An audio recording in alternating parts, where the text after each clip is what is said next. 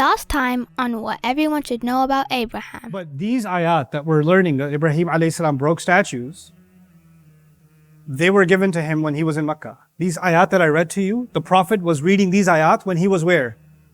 In Makkah. And in Makkah there were statues. Right?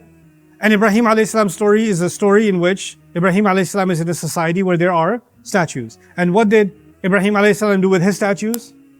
He broke them. And the Prophet was reciting these ayats. He was reciting these ayat for 13 years. But did he break statues? How come? Answer me in an hour. Go think about it. Why didn't he break statues?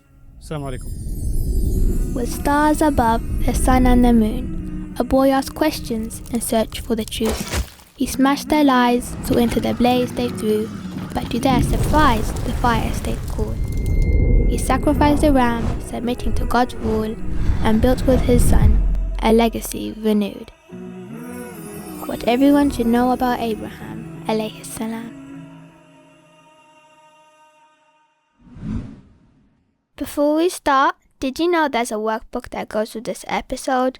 Download it at our website so you can follow along, take notes, and do fun activities after. Let me ask you some questions about what we did so far. Yesterday I said, show me where Allah tells our Prophet to follow the religion of Ibrahim alayhi salam. I'll go with the girls this time. Let's see. Yes. Surah Al-Imran, verse 95. What does he say? I'm not... The meaning? I'll find it. She said, Surah Al-Imran, ayah number 95. I am not Dr. Zakir Naik. Oh, قُلْ صَدَقَ اللَّهُ فَاتَّبِعُوا مِلَّةَ إِبْرَاهِيمَ حَنِيفًا وَمَا كَانَ مِنَ الْمُشْرِكِينَ. Yeah, no, that's not it. Because that one says, all of you should follow the religion of Ibrahim. What did I ask for? The Prophet ﷺ is being told to follow the religion of Ibrahim. Boy's turn. Okay. Surah An-Naml, verse 123. Wait, Naml or Nahl? Which one? 16. Okay, that's Nahl. And you said ayah number 23? 123. Ooh, easy, tiger.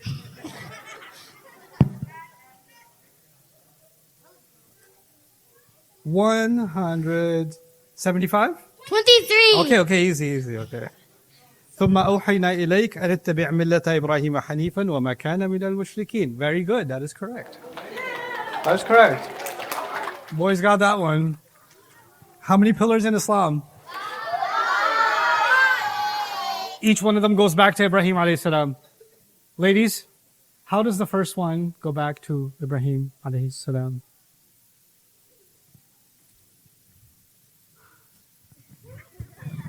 There are many examples of this, but a few of them that I like are in Surah Baqarah, ayat number 135. Surah Baqarah 140. Oh, wait, easy. And Slow down. No. No, the example of the first pillar, Shahadah, you're saying 135? 140 in Surah An'am 79. Okay, well, not the Baqarah ones. Give me. Not quite. Guys? I said Surah An'am 79? Okay, let me give you a chance. I like it. I'll take that. I'll give that to the girls. Okay, yeah. إِنِّي وَجَهْتُ وَجْهِيَ لِلَّذِي فَطَرَ السَّمَاوَاتِ وَالْأَرْضِ. Okay. Salah, going to Ibrahim. The prayer and Ibrahim alayhi salam. How do we know prayer, we pray, is connected to Ibrahim alayhi salam? You raise it any higher, you're going to dislocate your shoulder. Boys? Yes, young man? So yesterday you said that Allah subhanahu wa ta'ala told Ibrahim alayhi salam to pray near the Kaaba to purify the place, make sujood and I would say ruku. Right. Okay, that's a good one. That ruku and sujood were mentioned in connection with Ibrahim alayhi salam. There's something more. So that's from Baqarah. I'll give you a hint, it's a dua. Girl side going once, you already went, you can't go twice. Girl side going once, going twice, okay, go. It's a dua that goes رب اجعلني مقيم الصلاة ومن ذريتي. Very nice. رَبِّ اجْعَلْنِي مُقِيمَ الصَّلَاةِ وَمِنْ ذُرِّيَّتِي is a dua of Ibrahim alayhi salam. Ya Allah, make me someone who establishes the prayer and among my children. So here we are trying to establish the prayer. We're fulfilling the dua of Ibrahim alayhi salam. So that's shahada and salah. What's next? Zakah. That's a hard one. How is zakat connected to Ibrahim alayhi salam? It's boy's turn, right? The girl's score is 2 and the boy's score is 1. I'm afraid to give it to you. Zakat is, he's connected because of a charity? I know, please. I'm not asking you to guess. Okay, zakat to the Prophet Ibrahim alayhi salam. So basically, he would always donate to those who need it. I mean, he would, but that's not why. That's not why. This one's not easy. You do know? Yeah, I know too. You know too? Does he know too? Okay, I'm going to give him a chance. Here, remember my wisdom. So, They're a team. It's okay. 129 Surah Baqarah. No. No. That's not it. I'll leave zakat one. I'll leave that for the end. I'll let you figure that one out. Let's go to the easier one. Fasting. Why is fasting connected to Ibrahim alayhi salam? I'll help you with this one. Why do we fast? When do we fast?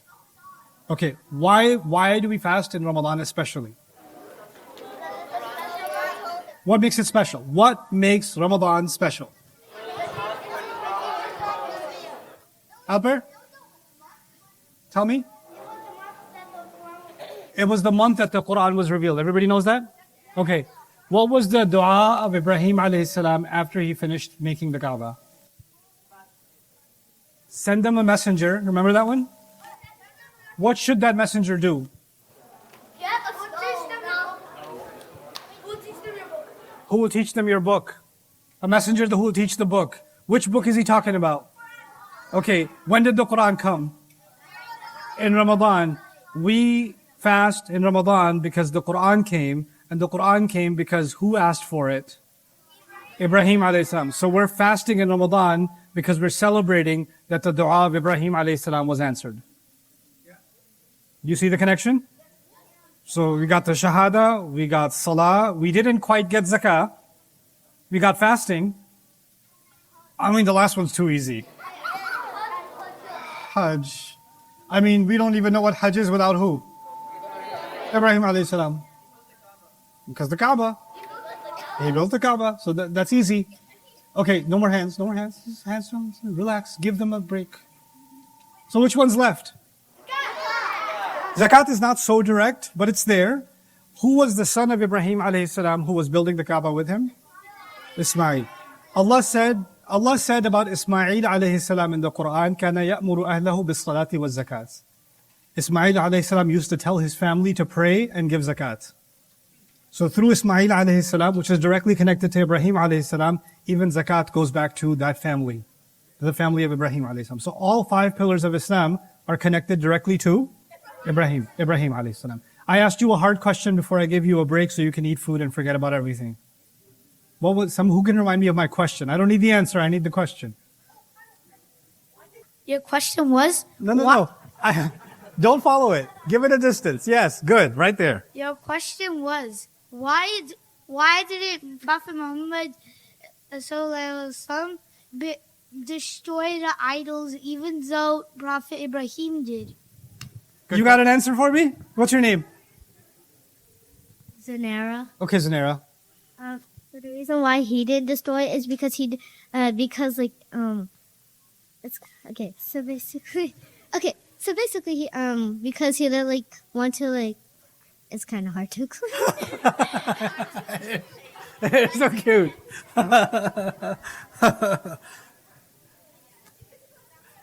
That was deep. Because because You know? Yeah, I do know. So Ibrahim alayhi salam, he broke the idols when he thought that everyone could see, but the Prophet Muhammad sallallahu alaihi wasallam was waiting for a chance that everyone could see, so that's why he destroyed the idols in the Mecca invasion. And he destroyed it at that time because everybody was watching. I know another one.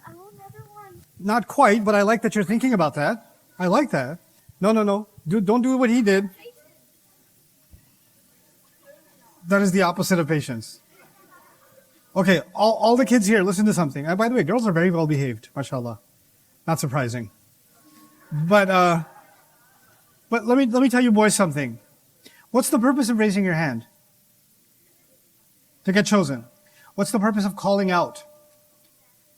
Me. What's the purpose of saying me?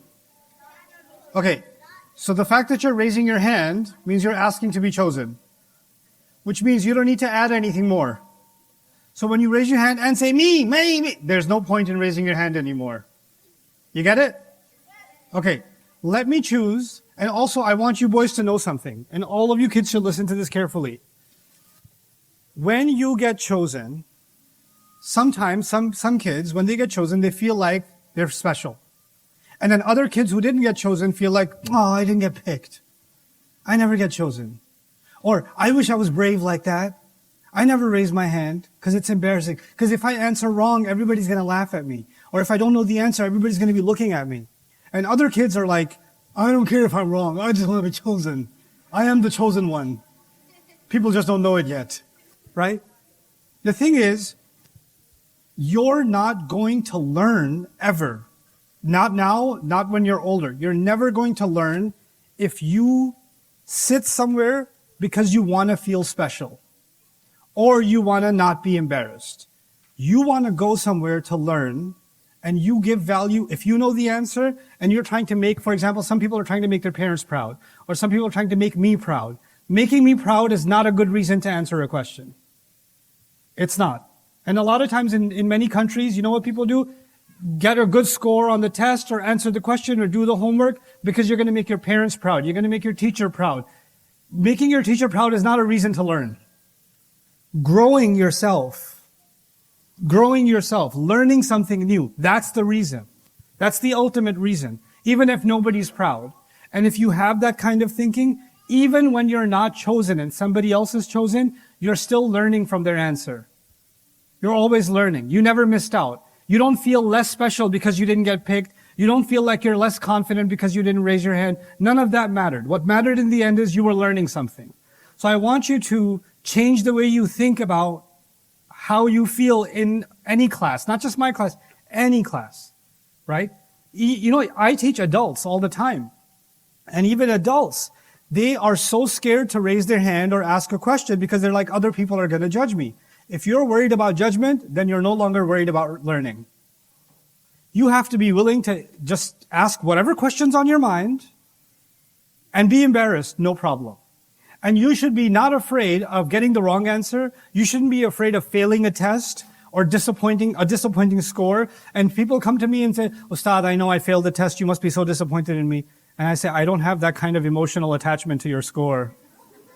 And I'm not really emotionally invested in your score. In fact, if you got a 40 on a test, that means the questions you got wrong are the questions you need to be focused on because the test showed you where you need to learn better. So a bad test was a good education. A bad test is always a good education. But if you think a bad test is a humiliation, or a bad test is a disappointment, or a bad test is a failure, then you don't know what education is. You missed the whole point. So you're not here to prove yourself. You're not here to feel special. You're here to learn. It's a different mindset altogether. Pride is out the window. Embarrassment is out the window. And that goes for adults and children alike. Okay, anyway. So that was pretty good on the homework assignment. Alhamdulillah. Let's answer this question about Ibrahim alayhi salam. What I would like to argue, now I would like to answer it. Now, can I? Okay. I think what's happening with Ibrahim alayhi salam, Allah knows best, is that Allah gave him a way of presenting Islam that was different from every other prophet. Nuh alayhi salam preached for centuries. Ibrahim alayhi salam was done with his people within his youth. Like he was just a young man and he already broke all the idols. It's very different than Nuh alayhi salam, isn't it? It's a completely different kind of approach. No other prophet, to make a point, is breaking their statues or their idols. Except for who? Ibrahim alayhi salam. No other prophet is pointing at anything else and saying, this must be God, this must be God, oh I guess they can't be God. No other prophet is doing that except who? Ibrahim alayhi salam. Ibrahim, and then nobody, when he's questioned, he says, ask the big one. No other prophet is talking like this. Nobody's talking like this. He was presenting the case for Islam in a way that nobody else ever presented. And he was given a special, I would argue, he was given a special license, a special permission from Allah to present Islam in this way like no other nation, no other prophet would be given. There's other things that are unique about him. No other prophet is called a nation by himself. He's called a nation by himself. No other prophet of Allah was told to do the kinds of sacrifices, burn and jump into a fire, or slaughter your own child, etc. No other prophet was put in that position the way Ibrahim alayhi salam was, right? So there are things that are part of the life of Ibrahim alayhi salam that even our messenger, sallallahu alayhi wasallam, when he was in Makkah, he understood, even though Ibrahim alayhi salam broke the idols, the Prophet sallallahu alayhi wasallam clearly understood that is not something that he did it, therefore I'm going to do it. Even though Allah told him, follow the way, the religion of Ibrahim alayhi salam. He didn't do it. And this was the time to do it, da'wah, right? Ibrahim alayhi salam was doing da'wah, Rasul sallallahu alayhi wasallam was doing da'wah. Right? And then when they weren't paying attention, he destroyed the idols. He could have done that too, but he didn't. But did Rasulullah sallallahu alaihi wasallam, like you correctly pointed out, did Rasul sallallahu alaihi wasallam in the end destroy the idols also? Yes, but there's a big difference. There's a huge difference. Rasulullah sallallahu alaihi wasallam destroyed the idols after Makkah was conquered. Where were those idols? They were around the Kaaba. The Kaaba was originally a temple, or was the Kaaba originally a masjid? Originally, its first purpose was a temple or a masjid? Built by who? So he was basically cleaning a masjid. Destroying the idols was basically cleaning the masjid. Didn't Allah tell Ibrahim alayhi salam and his son, you should both make my house pure for those who come and do tawaf and ruku, an tahhira baytiya lit-ta'ifina wal-'akifina wal-ruk'i as-sujud. Make my house pure. What's Rasulullah doing? He's not going to any other temple and destroying a temple. He is cleaning the masjid, cleaning the house of Allah from shirk. Isn't that what he's doing?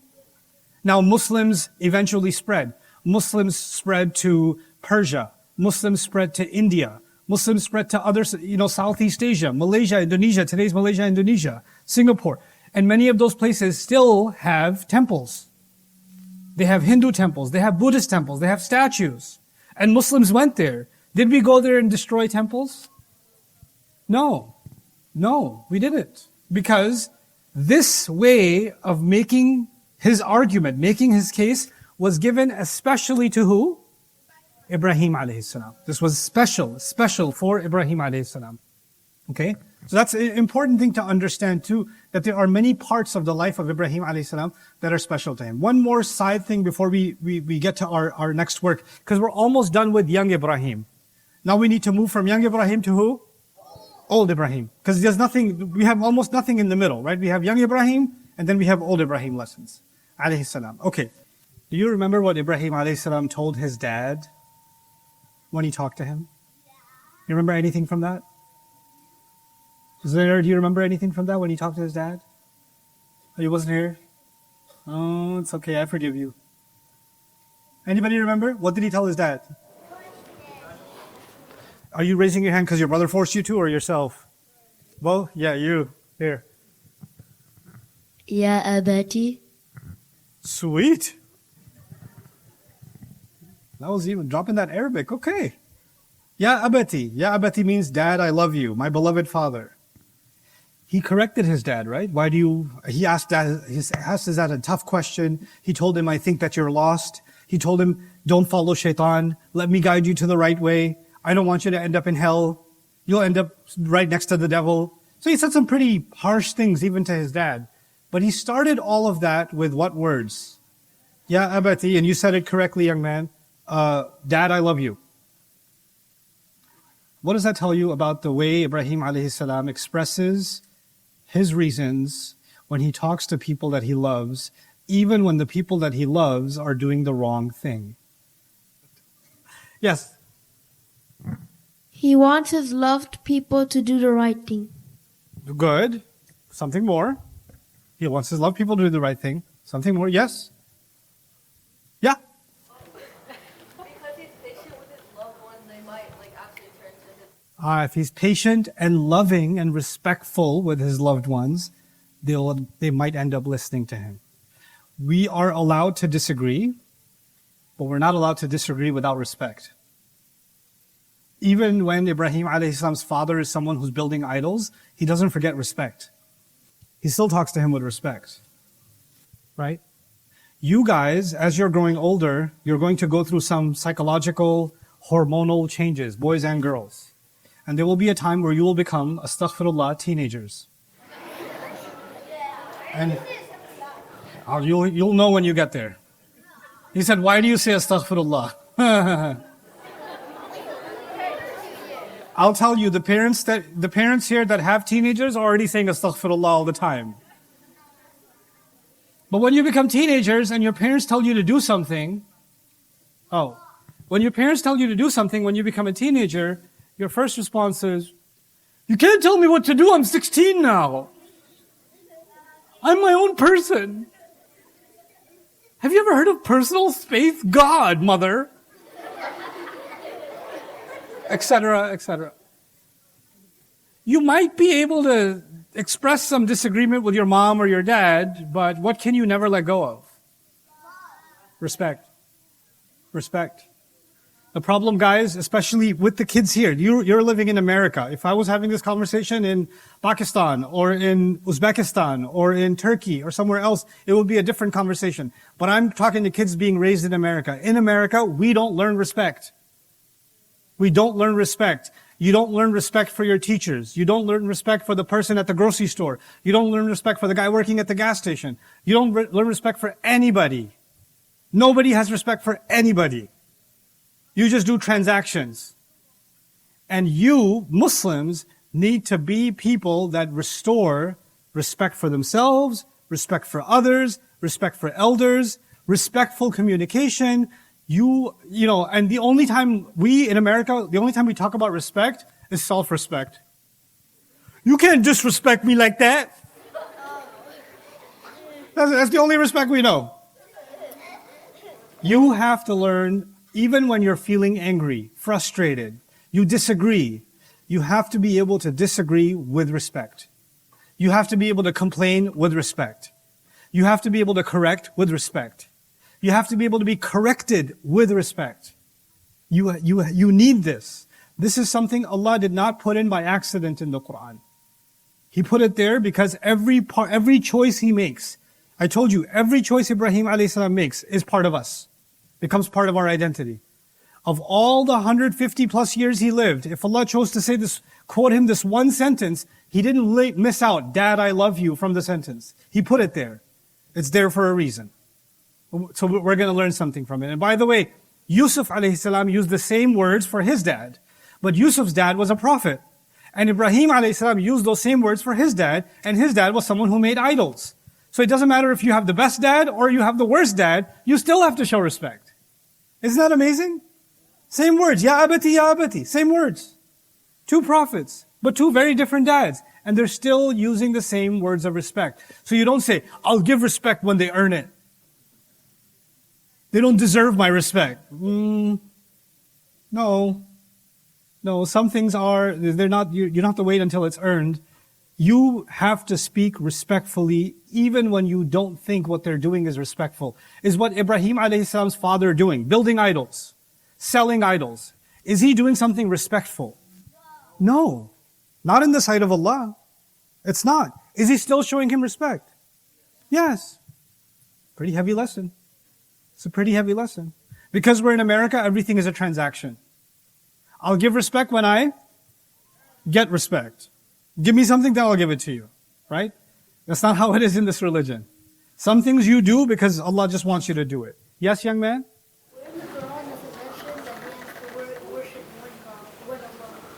Where in the Quran does Allah mention that Ibrahim has to worship one Allah? He came to that conclusion himself. And this was in Surah Al-An'am, when he looked at the stars and he showed the stars and sun and the moon, then he declared himself, I'm turning my face to the one who created all of them. And I'm never going to put anyone next to him. No partners, no other people, no other gods next to him. I'll worship Allah alone. Right? So that's Surah Al-An'am. Are we ready to move on to old Ibrahim? Yeah? Yes? Yes, my dear? Tell me. Both of you. My opinion of why Ibrahim didn't break the idol, and why Muhammad didn't break the idols, is because Allah didn't command him to. Ooh, good. Yeah. Very good. What's the difference between a teenager and a child?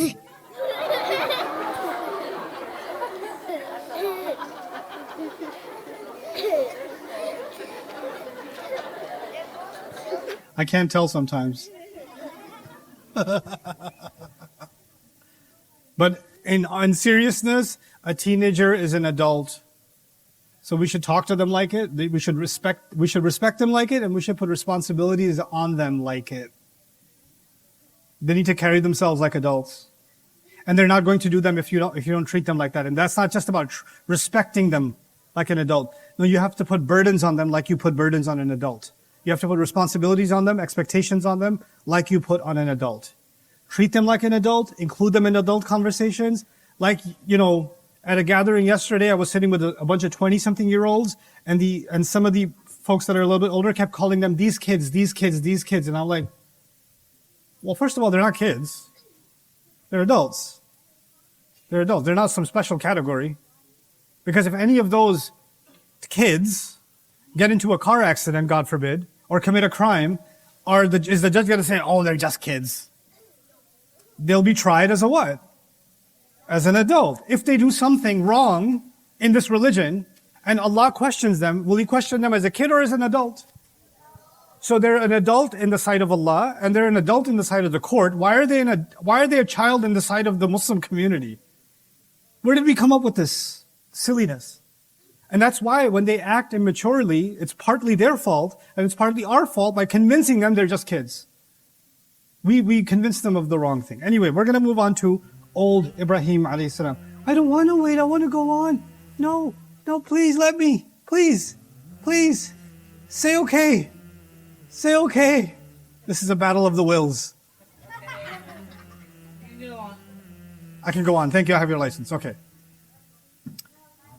Ibrahim alayhi salam was... I have to share this part with you. You guys need to know this. Here's a sneak peek of the next episode of What Everyone Should Know About Abraham. This whole discussion is going to be about one thing, the sacrifice. The sacrifice. By the way, the sacrifice is the single most important story possibly in all of the world's history. This one. Do you know why? Because this story was used by the Jews to turn their religion into what it is today. This story was used by the Christians to turn Christianity to what it is today. Our difference with the Jews and the Christians all comes from what? This, not even the story of Ibrahim, the sacrifice. And I'll show you how. But I need you to understand, why did Allah make Ibrahim alayhi salam do such a thing anyway?